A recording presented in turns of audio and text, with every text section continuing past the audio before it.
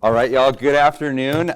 Before we start, I realize we have a rambunctious panel of ladies, and we decided that to start the way that Ellen was at the Oscars or the Emmys? We want to take a selfie with everyone. And so if everyone could stand up, we're going to quickly take a photo, and then we're going to dive into everything you want to know. Let's do it. My team knows me. They're like, okay. There we go. All right, let's see. Okay.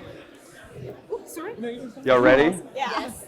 Okay, 1, 2, 3. All right. I love it. Okay. We're going to make this Emmy Award winning, so we might as well start it off like that. We're going to start introducing each of our panelists up here. I want to start just your name, who you work for, what you're doing, but also the idea of what was a turning point in your career that got you to where you want to be. Why don't we start all the way at the end? All right. Hi, everyone. It's super to be here with you. I'm Elsa Zambrano. I work at NXP Semiconductors, and we are in the semiconductor business. So if you have a phone and you pay with your phone, Apple Pay or something like that, you're using our chip technology. Or if you have a newer car and there's a lot of infotainment in it, you're using our chip technology in it. So a little bit about what we do. We're a global company. We've got about 30,000 employees across the globe.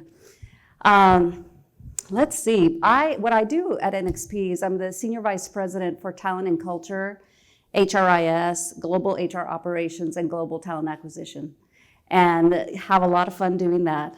So to answer the question, Tom, I would tell you that maybe a turning point for me, I think all of us have a few turning points, but a turning point for me is I did an expat assignment while I was working at Dell. And it turned out to be a lot harder than I thought it was going to be for two reasons.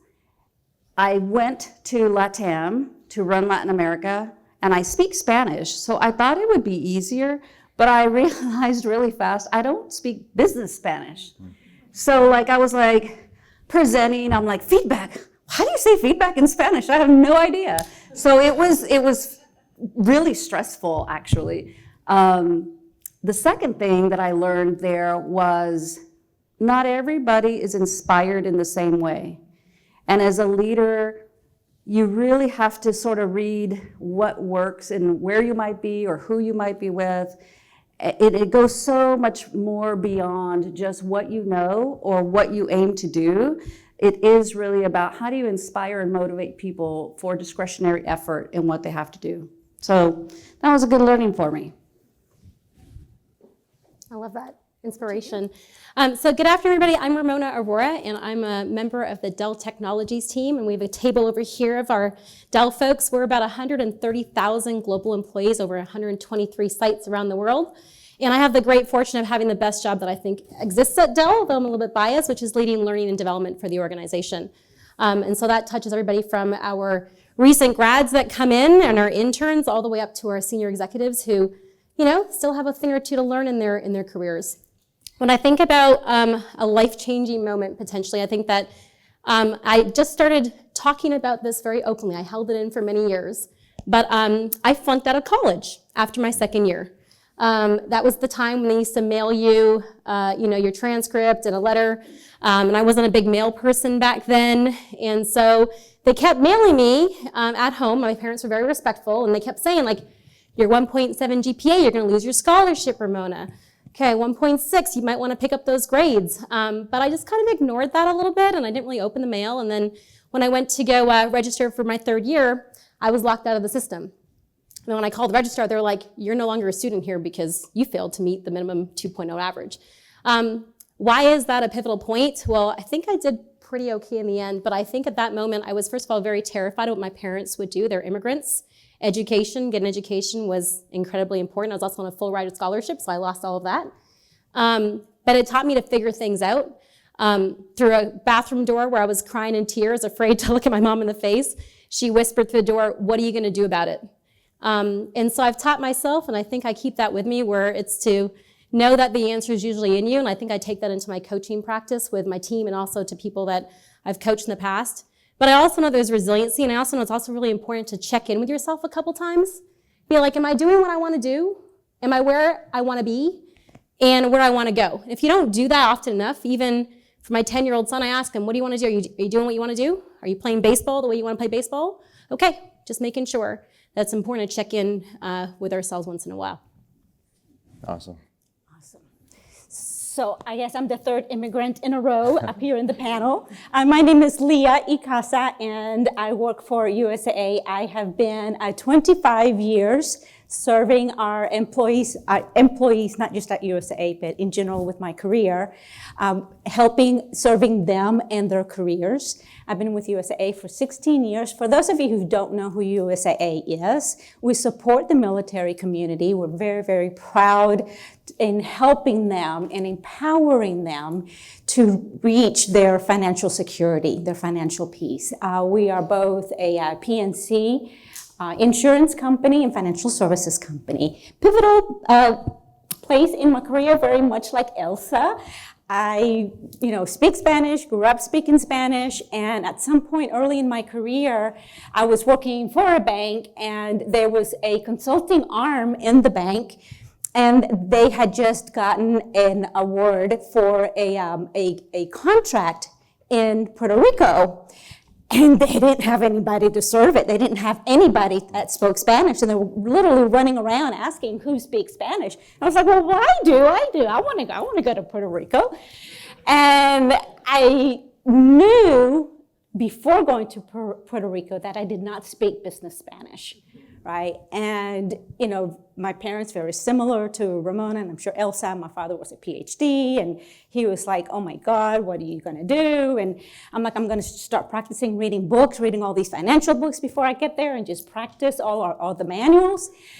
And I remember after my first night, my first day, I called my mom and I said, Mom, I did it. I don't know where the words were coming from, but the vocabulary was there. Retroalimentación, Elsa, feedback.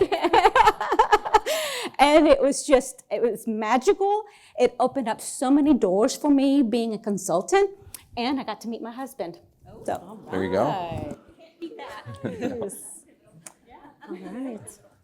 Hard acts to follow for sure. I'm Rebecca Warren. I am with Eightfold AI. So we are a machine learning and AI organization that provides a software to help. Our mission statement is to help everyone find the right career for them. So the right career for everyone in the world. So I run a team of customer success professionals to help our clients get to use our platform, engage in adoption, as well as help them build strategies all the way from folks entering into the recruiting process all the way through succession planning and talent management, so the full slate. I've been with Eightfold for about 2.5 years. Prior to that was in the talent acquisition space, all the way from entry-level sourcer recruiter up through senior director at several large restaurant and retail organizations. Pivotal moments for me, like my goal has always been, I'm gonna work for a company, and as long as I'm adding value and having fun, that's the right place for me to be. And when I'm not doing one of those two or both, it's time to move on. And I hit that spot right around the pandemic. And one of the things that the pandemic taught me is life is too short to do what you don't wanna do or live where you don't wanna live. So we left Nashville and moved to Arizona, and I joined Eightfold. I had no idea about customer success, no idea what the organization did. So I did that 6 to 12 months, that agreement of, if I'm horrible at this job, just boot me and no harm, no foul. And if I'm not having fun, I'm gonna boot myself, no harm, no foul. I'm still here, so I guess we have a good relationship going on. But I think that's what has been the most important to me is I don't have a clear trajectory, right? This is my third career. So I started out in youth and family ministry. I was a youth director, then moved into HR, where I actually could pay people to, do the jobs that I needed them to do, into TA, and now moved into here. So that's really been my philosophy. Not a direct career path, but I want to continue to add value and have fun while we're doing it. Hi, everyone. I'm Mel Faxon. I'm the COO and co-founder of Mirza. We're building a world where employees no longer have to choose between family and career. And we do that. We help employers retain employees by offsetting the costs of care. A pivotal moment for me, so I've spent the bulk of my career in startups across the US and Europe, in hospitality and tourism industries, and really seen firsthand, if you don't have care, you can't go to work, you can't get paid. And seeing that implication both from the employee side and also the operational efficiency side. And then I think, but the key moment that really sticks out in my mind and I think got me to where I am now, I was working I was a product manager. There was this amazing woman, a senior product manager, who was going to come lead this project that I was really involved in. I was so excited to learn from her. And I remember exactly where we were standing when she said, Mel, I'm quitting because I can't do both. I can't be a mom and have my job right now. And that just felt so unfair. So have really kind of dedicated what we're building at Mirza to solving that problem. Awesome. Y'all have incredible stories. It was great learning about where you're from, where you're going. Let's dive into things. We know right now there's been a slowdown in hiring. There have been reorganizations within companies. And with that in mind, how much of a focus are you putting on sort of internal mobility within your companies, moving people into other roles that in some cases they maybe don't have experience, but where that help is needed? So let's start first with Elsa, and then whoever else wants to comment, dive in. All right. The short answer is yes. We're much more focused on internal mobility than we've ever been before. We're kind of taking the angle that development really can start where you're at. So many people, if they feel stuck in their careers, say, well, I've got to change jobs. And we're really taking the angle, you can change your job, but you can do it within the company. So we've had actually quite a few initiatives over the last 18 months. We just ran a series of stories in our internal newspaper, I'll call it, where we highlighted 4 employees actually that had left NXP and then returned, and told a little bit about that story, because there's a lot to learn about what that experience is. So we're really trying to energize our own internal team members to think about moving their careers, upgrading, developing, but doing it within the company. So we've started to measure internal mobility. We're just under 20%. It's too low. Our goal is 30%, and we're trying to measure that, but we started at about 14%. So we're making good progress on that. We've changed some of our policies to make it easier for employees to move. And so that's a little bit about how we're tackling that issue. Leah, did you want to weigh in on that? Add to that, absolutely. That is also one of our focuses. That's a big focus for my team as well. And just to give you an example, not only are we tracking, but we even have our CEO speaking about it in public forums, in town hall meetings.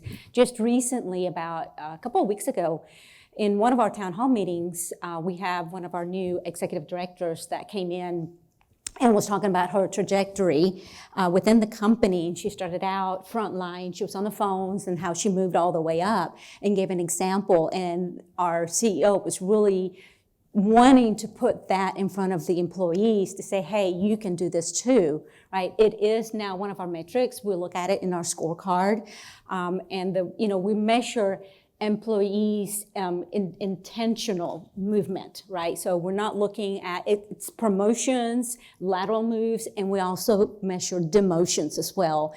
Because a lot of times we want to really be able to recognize that careers have seasons, right? And depending on where you are in life and what's going on, not just professionally, but in your personal life, you may want to change. And that change may have to be a demotion.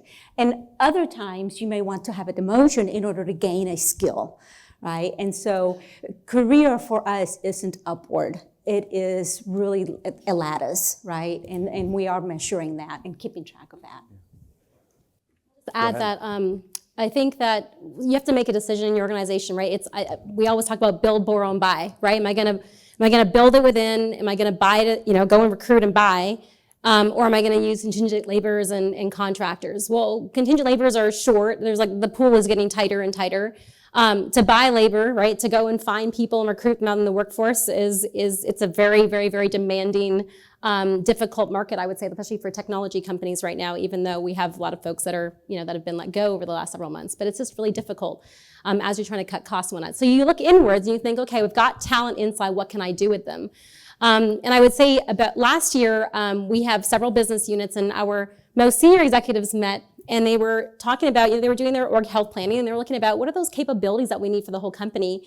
And every business unit is walking through those capabilities, and they realize that there's actually a lot of capabilities that exist across the entire organization. And so typically, I think a lot of companies think about career growth and getting talent moving up and down verticals. And we have to shift our thinking to actually it's talent across the company. It's not my talent, it's not your talent, it's not their talent, it's our talent. So how do we move people gracefully and also intelligently across the organization? And so that goes to building. And so for somebody who leads the talent development organization, I partner incredibly closely. For the first time, I would say it's one HR, right? You have to be looking at TA, who's looking at all the benchmarks and the external, thinking about also where are the open recs at, where are the needs at. You're working with my colleague Christine in the front row over here, who manages talent management for the entire company, our architecture group, and is thinking about the skills ecosystem and the skills intelligence that we need to build the career mobility, and what kind of data do we need to go and filter that in. And so you have to look at your infrastructure. I have Mitch Lee here, who works with our technology team, right? You have to think about what the technology you're gonna lean on to go build the infrastructure so that talent can move. So when you ask, where is our focus right now, I would say that it's become one of our deep, deep focuses for the entire HR organization, and certainly a priority for the whole company, as we go to look at how to build capabilities internally across Dell that can move across the company. It's interesting. We just, at my company, we had a guy who was in the sports department who's now in charge of our website. So people shift all over the places. With this in mind, I just sort of a follow-up. If for someone in these scenarios who wants to switch to a different path, how do you put the building blocks in place for them to maybe get those gaps filled in the areas that they're not an expert in yet? And I don't have anyone in mind necessarily for that, but yeah, Leah, go for it. I always get the look. So absolutely, one of the things that we've done is actually we have built a skills infrastructure. Right, and we've used the skills in the past and to really look at what are the skills required for each of the jobs, both the soft skills and the technical skills, right? And so that really helps us identify what people need to do and be able to help us with the skills gap. Now, one of the things that's interesting is you can look at that and you can map it out, employees can map it out, but what you can also do is create those learning paths, right?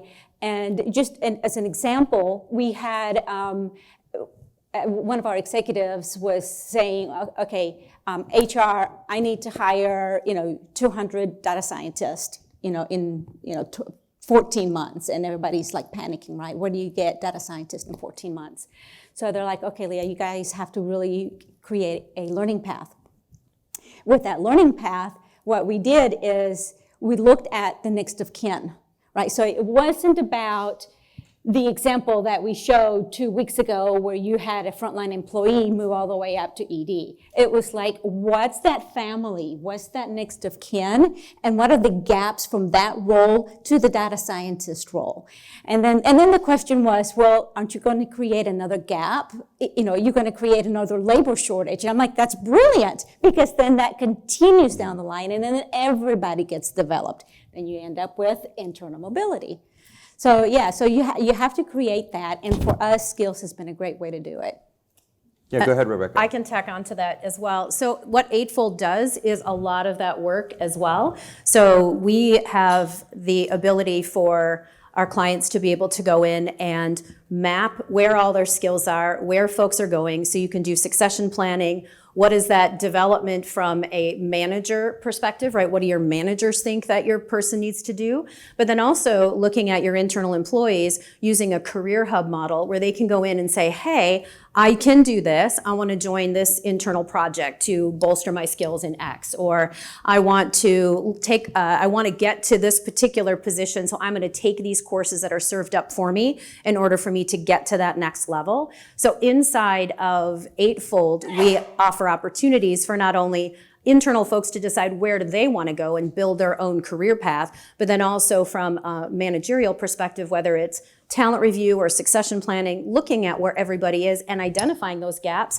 before they become a huge problem for the organization. So getting ahead of it, and then as you were saying there too, Ramona, about building, buying, how do we internally then, we have some clients who are building a project-based process inside of their organization to be able to say, hey, we're gonna use you as a floating consultant inside our organization. You get the skill sets, we get your time, and then that gives them an opportunity to round out their skills as well. So lots of ways for clients to do that manually, but also using technology, using AI and machine learning to help folks map that out as well. Do you want to add? Yeah, I think, and then it's the human side of all this, right? So, I think we're pretty used to having end-of-year conversations and performance conversations, and they're on this cycle. And one of the transformative things that I've seen in the last year and a bit, actually, is around conversations that happen all the time, right? There's not like, you're a leader and it's like, I'm just going to go enter my quarterly conversation. And it's like, no, these are conversations you're having on a weekly, monthly basis with your team member, getting to know what their interests are, giving them feedback about how they're performing on the job, capturing that feedback, thinking about where the gaps are that they can go fill in. So they can also be on par and think about, where are my gaps? Do I want to fill these? Or actually, do I just not like this job? I go back to wasn't in the right major, many years ago, and got to help team members also figure out if they're in the right major, right? Maybe they should be in a different part of the organization, and then thinking about how do we connect them with different opportunities. There's been a lot of cleanup as well. I think this is where you partner with TA, but also how the intelligence you get from even just job recs, right? And so I remember 2 years ago, we started our skills transformation work, and we realized that there was 32 different ways on how people were naming project management, right? And so how are you supposed to find a project manager if it's named 32 different ways? How do we equalize the skills ecosystem? And so cleaning all that up, going from thousands and thousands of skills and distilling them into those critical skills and how they're named and how they're formed and the attached proficiencies, that allows you to also maneuver the skill build, right, happening within an organization. So I think the human side is first having conversations and figuring out, what do people want to do? Helping them find mentors and connecting with people who may be doing things that they want to do, and then making sure you're also cleaning up your in-house, right, to support all of that. Yeah. Elsa, do you want to? I'll add a bit there. I'm going to lean into the emotional human side of it, because I think all of the process, procedures, frameworks, policies, programs are great, and you need them. But I think from a culture point of view, I think you do have to have a culture that embraces mobility and embraces the ability to move about and develop yourself. If you can have the best policies, but if you don't have a culture that encourages that, it's not going to work. So this week, actually, it's funny how things come together, but at NXP, we launched a global event, a week-long global event that we called Growth Week, because we're trying to nurture that culture of what we say, grow your mind, grow your career. And so we're doing that because we want to put a very strong message out to our organization that says, we want you to develop. So we had external speakers, we had panels, we had internal speakers, we had webinars relative to how you give feedback, webinars on how you grow, webinars on our engineering academies, on our other academies, so they can develop their skill set. Because we feel that if we start there with culture, that then from there we can have more successful programs or frameworks that, again, encourage and nurture development for our people. First job where, if I had gone to my leader and said, hey, I think I want to go work for somebody else, it would have been like, and you're terminated tomorrow, right? And so that talent hoarding mentality, which is, that's a part of the culture, right? And that psychological safety to say, I might want to try something different. Yeah, exactly. You have to break that down, because that is super strong in organizations. Like, you can't take my person, I love them, they're so good at what they do. And before you know it, you can't move. You have to leave the company.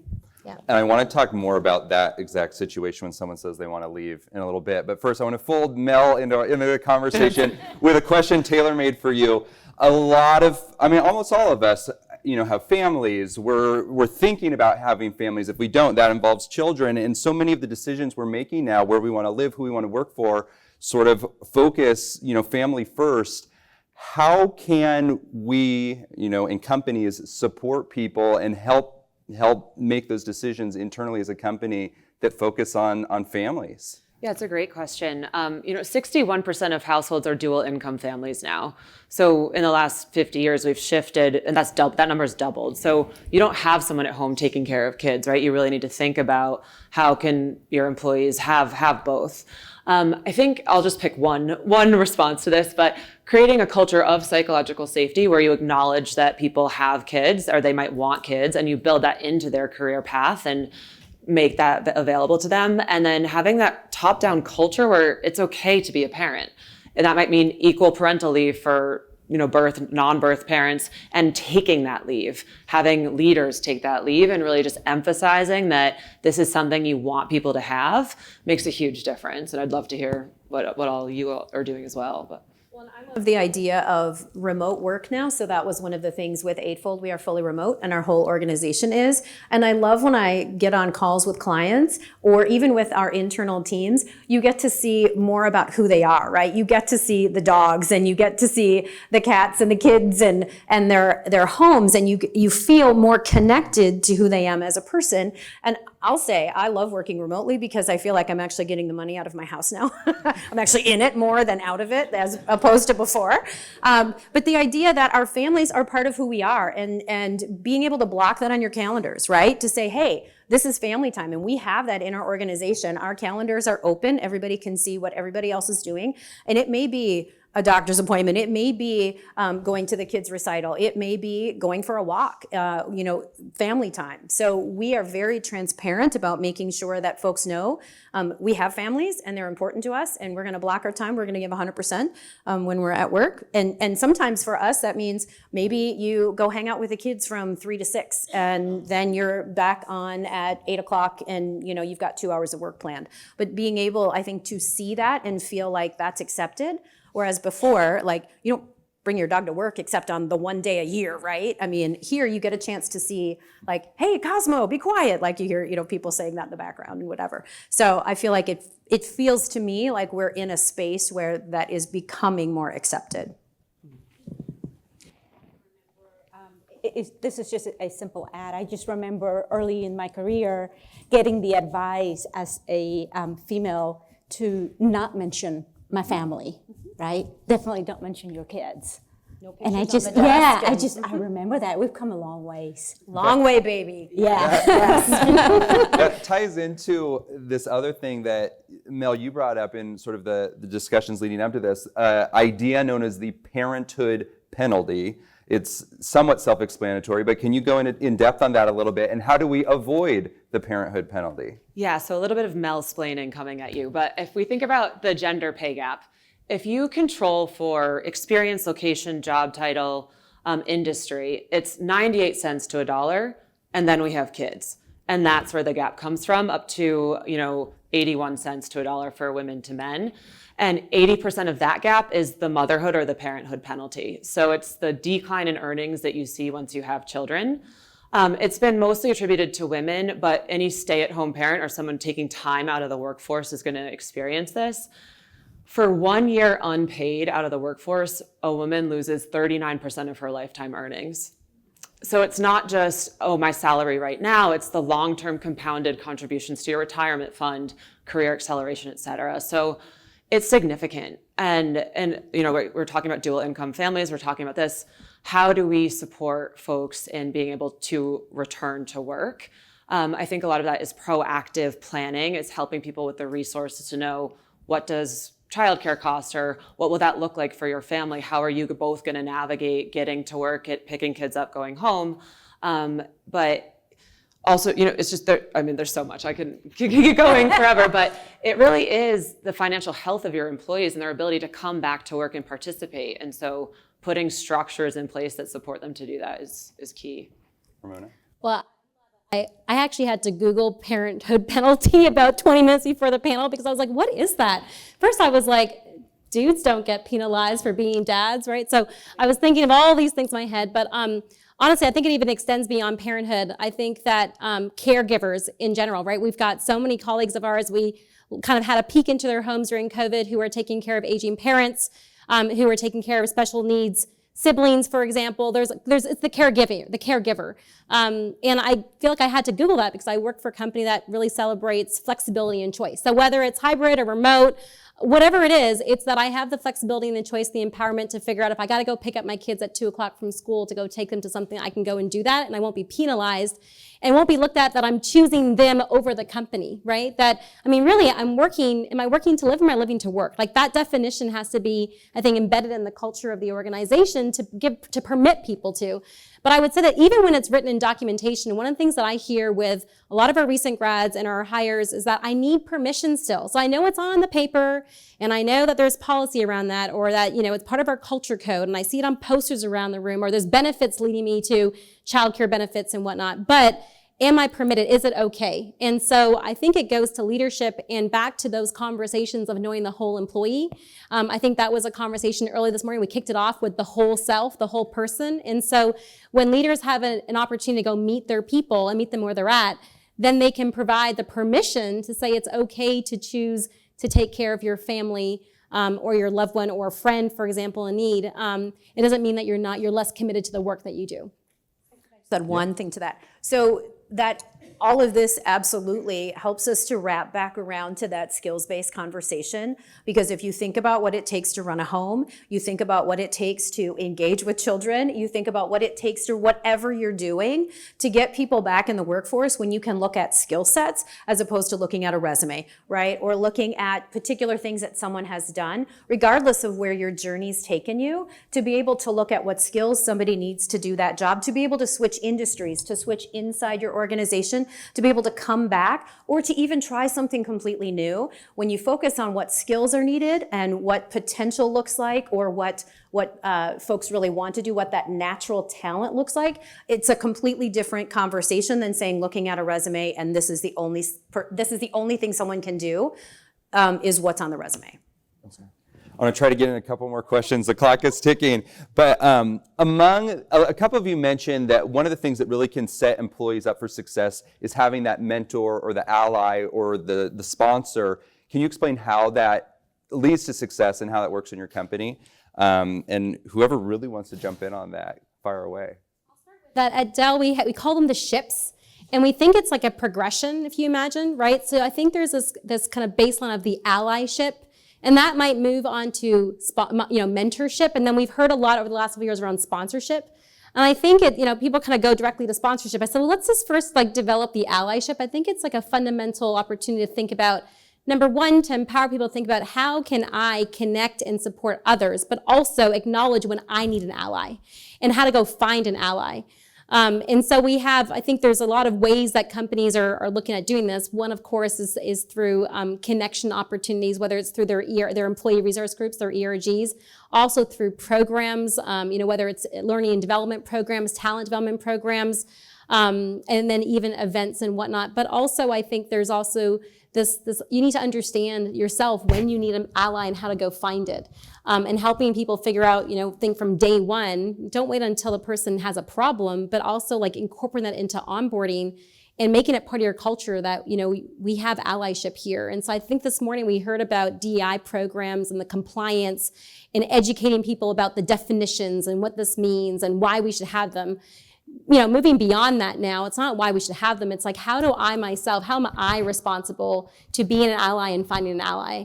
And if we can turn that inwards and think about how we are the change individually, I think that's when you start to see it trickle. And then you start to see the mentorship and the sponsorship start to flow in those ships as they sail. Okay. Another question that I'm going to jump to, which is something you talked about earlier. Sometimes people are just ready for a new challenge. They say they want to try something else somewhere else. What do you do in that situation, and how is that handled? Throw out an example from my husband. He was in a talent acquisition role. He was working for an agency finding IT consultants, which is tough. And he was done. He was like, I don't want to do this anymore. I'm done.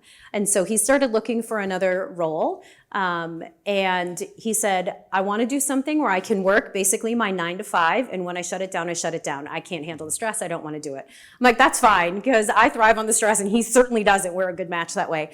And so what he said is, I want to work for a company that's going to give me that. And that's all. And so when he started interviewing, he was very transparent. And I think from the organizational side, you have to be really clear about what that looks like, right? He's like, I don't want to go into leadership. I want to come in. I will do a great job. I'm going to do my job and I'm going to go home. And if I don't like it, I'm going to leave.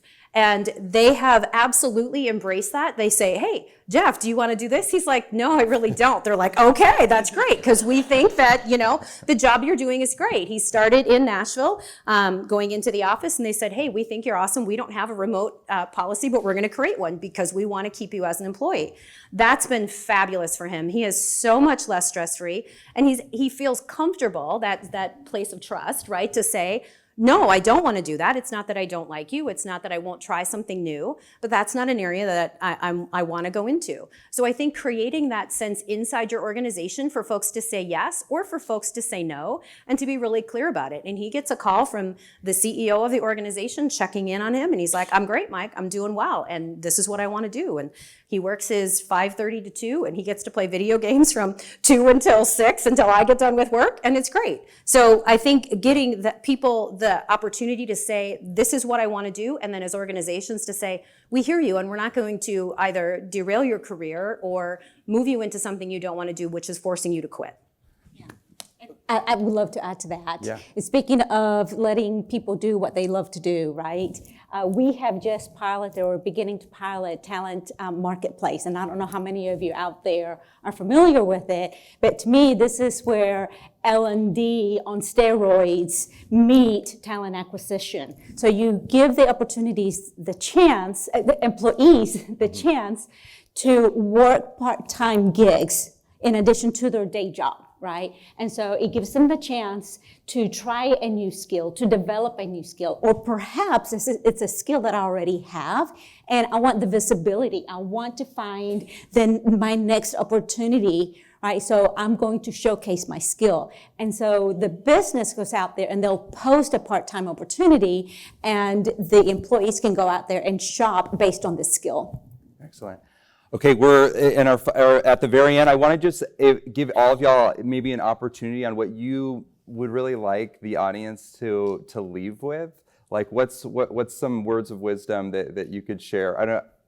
Elsa, are you comfortable diving in on that? Sure.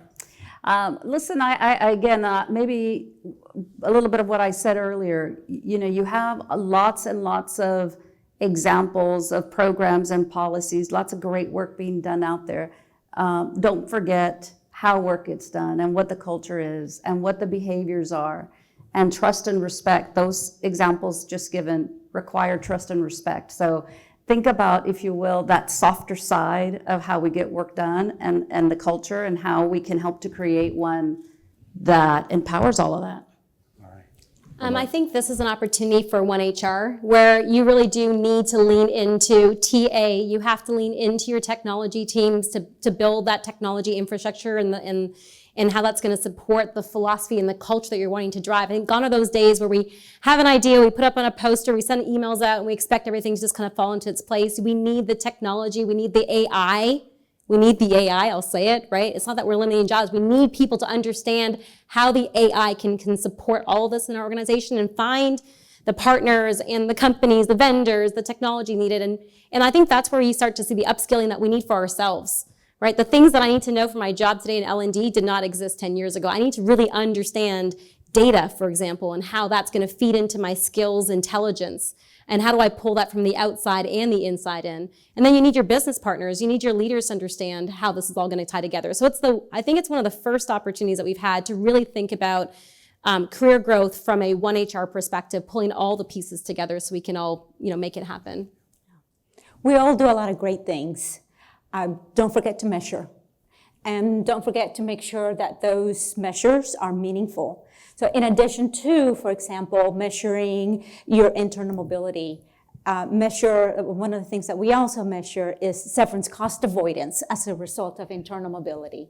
So find the measures that are meaningful to the business, celebrate those, and communicate those.